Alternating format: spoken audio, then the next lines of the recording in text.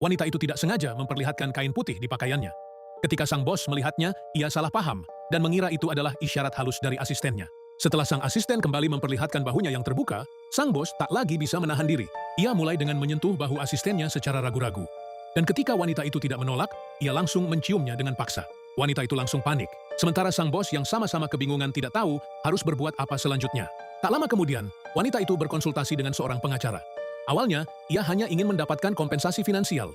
Namun, ketika pengacara mendengar tentang pelecehan di tempat kerja yang dialami Lucy, ia langsung tertarik. Setelah menghitung semuanya, pengacara tersebut menyimpulkan bahwa kompensasi bisa mencapai hingga $30.000. Lucy merasa jumlah itu terlalu berlebihan. Tetapi ibunya yang diliputi keserakahan bersikeras untuk melanjutkan gugatan. Akibatnya, sebuah surat dari pengacara dikirim ke rumah Kloster. Sayangnya, saat itu Kloster tidak ada di rumah, sehingga surat tersebut diterima oleh istrinya yang menderita depresi. Setelah mengetahui perbuatan suaminya, sang istri menjadi linglung. Ia menelan beberapa obat, tetapi tetap tidak merasa lebih baik. Lebih buruk lagi, saat sedang memandikan putri mereka, sang anak terus meminta ingin bermain dengan asisten tersebut. Hal ini menjadi titik puncak bagi sang istri, dan depresinya pun meledak.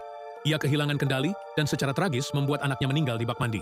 Dalam keputusasaan, sang istri mencoba mengakhiri hidupnya, hingga akhirnya ia meninggal. Ketika Kloster pulang malam itu, ia terkejut melihat pemandangan mengerikan di rumahnya, serta surat dari pengacara di atas meja. Dalam sekejap, ia menyadari semuanya. Sebuah kesalahpahaman sederhana telah membuatnya kehilangan dua orang paling penting dalam hidupnya, hanya dalam semalam. Pengadilan segera memulai proses mediasi. Menghadapi tuntutan kompensasi yang sangat besar, Kloster tidak membantah.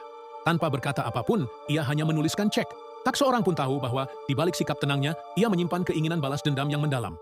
Saat itulah Lucy mengetahui seluruh cerita dari hakim. Ketika ia melihat gambar yang pernah diberikan oleh gadis kecil itu kepadanya, Lucy diliputi rasa bersalah. Ia tak pernah membayangkan semuanya akan berakhir sejauh ini. Tak lama kemudian, Lucy mulai menulis surat kepada Kloster, berharap bisa menyampaikan penyesalannya. Namun, surat-surat itu tidak pernah mendapat balasan, yang membuatnya semakin gelisah. Untuk meredakan stres yang semakin menumpuk, Lucy pergi berlibur ke tepi laut. Namun, saat sedang mengambil air, ia melihat sosok Kloster melalui kaca. Lucy tidak percaya dan menolak menganggapnya sebagai kebetulan. Karena tidak percaya dengan apa yang dia lihat, ia diam-diam mengikutinya. Tetapi setelah mencari kemana-mana, ia tidak bisa menemukannya. Saat kembali, ia justru mendapati kakaknya telah tenggelam secara misterius di pantai. Ketika ia menengok, Kloster tiba-tiba sudah berada tepat di depannya.